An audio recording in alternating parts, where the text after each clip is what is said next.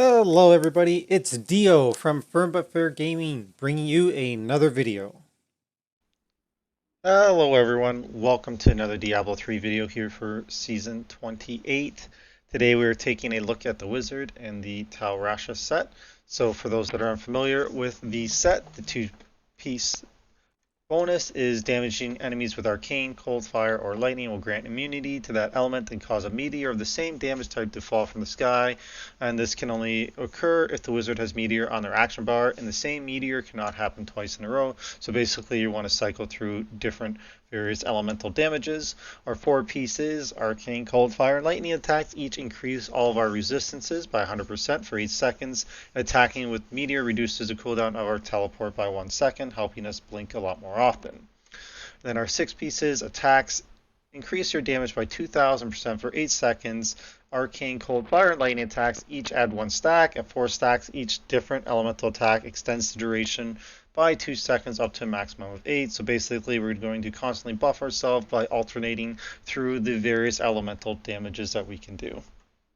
Enjoying all the videos and content we produce, don't forget to click on that subscribe button, click on that like button, and don't be afraid to share. Don't forget to click on the notification button, customize it however you want, but that way you're notified whenever we publish another video. Alright, as we take a look at the rest of the items, let's throw up a 110 just for some gameplay so you can see this build in action. So we are wearing 5 pieces of Tal Rasha because we are utilizing the Ring of Royal Grandeur. So there are, I believe, 7 different pieces, so we could get away with not wearing 2. So the Tal Rasha pieces that we're wearing are the helm, chest, belt, gloves, and pants. So those are the 5 pieces. This lets us use the All Guilds Authority set for the shoulders and bracers. So All Guilds, the 2 pieces get reduced damage taken by 15 and increase our damage dealt by 30%. And our 3-piece reduced damage from elites by 30%, increase our damage against elites by 30%. So we are kind of elite hunters with this build. And then to round out the build, we are using the Grand Vizier as a weapon, so it reduces the arcane power cost of Meteor by 50%, increases the damage by up to 400%. And then we're using Nilfor's Boast as the boots, which increases the damage of Meteor by 600%. And when our Meteor hits 3 or fewer enemies, the damage is increased by up to 900%. For our jewelry, we are using Squirt's Necklace, so while not taking damage, the damage dealt is increased by up to 100%, and damage taken is up to 50%, so this is the stack that we have down in the bottom here. And we're also using Convention of Elements, so it's cycling through the various elements, and it basically gives us a buff of up to 200% for those elements. And since our meteors are in Arcane, we're going to do our biggest damage and drop our meteors on Arcane. And then we're also using the Halo of Karini, so we take up to 80% less damage after our Storm Armor electrocutes somebody that's more than 15 yards away. And the Storm Armor that we have is also got lightning on it, so that's going to give us another proc of an element for our gear here to give us the damage buffs. For our legendary gems, we are going to have Bane of the Trap, so increase the damage against enemies under the effects of control and parrying. So that's like slows and stuff. And then at rank 25, we get an aura that reduces the movement speed of enemies within 15 yards by 30%, thus giving us the damage bonus. For another one we have is Bane of the Stricken, so each attack we make against the enemy increases the damage it takes from our attacks by X%, and that stacks. And at rank 25, we get 25% increased damage against bosses and Rift Guardians. If you are on farm mode, you can easily swap this one out for Bane of the Powerfuls, where you kill an elite, you get bonus damage for a duration of time. So if you're just absolutely one-shotting everything, you may want to consider that for when you're on farm. And then lastly, we're using Zai's Stone of Vengeance, so damage we deal is increased by 6. Sorry, this one is only ranked 25, so 6% for every 10 yards, and then it is multiplied up to 50 yards. So for example, this is 6% at 10 yards, so it would be 6, and then at 50 yards, we deal 30% increased damage. And at rank 25, we get a chance on hit to stun the enemy for 1 second. Moving over to the cube. So in our cube, we are using the smoldering core. So lesser enemies are now lured to our meteor impact. Meteors deal 50% increased damage on consecutive hits to the same target, and that can stack up to 10 times, so amplifying the damage.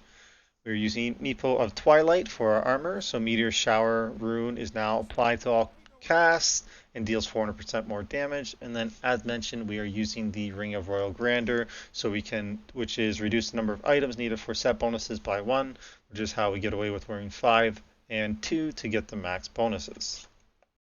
For the skills, so I am personally using the magic missile with glacial spike. So this is just a preference because it lets me be at range rather than up close and personal. The alternative is using like spectral blade with ice blades, but that requires us to be up close and personal, where things can punch us in the face. So I opt for the magic missile glacial spike, but that's pick your own poison. Choose whatever you want there. We need magic weapon with deflection, so it imbues our, so we get 10% increased damage, and then gives us an absorb shield. Meteor with star pack, so that's our big damage punch there. Teleport with safe passage, so every time we teleport, we're going to get 25% less damage for 5 seconds, and then we're going to reset our cooldown by casting meteors. Then we have our storm armor with shocking aspect. So this is just going to periodically shock somebody that's more than 15 yards away to give us our lightning damage for our set. And then we are using our familiar with spark flint. So this is fire. So this is just going to give us another little familiar that's going to attack and then give us our extra damage as well from our set. And for passives, I was utilizing Galvanizing Ward. So as long as we have not taken damage, we get the shield for 60% of our life. And then we have Elemental Exposure, so damaging enemies with Arcane Cold Fire and or Lightning cause them to take 5% more damage from our attacks for 5 seconds, and then that can stack up to 4 times as we cycle through the various elements. Arcane Dynamo, after 5 of our after 5 flashes of insight, your next non-signature spell deals 60% more damage. So as we're casting the magic missile, we're going to get procs, and then we get 5 stacks of that, and then we can drop a meteor for big damage. And then Power Hungry is we deal 30% additional damage to enemies that are further than 30 yards, which is why we want to stay at range and also maximizing our Zai's Stone of Vengeance through that. For rotation, it's pretty simple. When we go in, we're going to want to put on our armor, cast our familiar, put on our magical weapon, and then use your potion at your own discretion, as always. And basically, we're going to throw meteors and magic missiles, or your icy blades if you're using that, to keep our arcane power up. We're trying to get that to max for when we go through our next arcane, and then we're going to drop another meteor, and then just blink around, stay safe, and that's basically it. So let's just generate arcane power, drop a meteor on arcane, and that's about it. That's as simple as it gets. So that brings us to the end of the guide. If you have any questions or comments, please let me know below. I will do my best to answer them.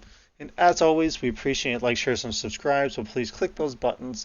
And of course, you can come find me on Twitch. I stream pretty much daily. Come drop by, talk D3, group up, let's run keys, have some fun. Always enjoy playing with you guys.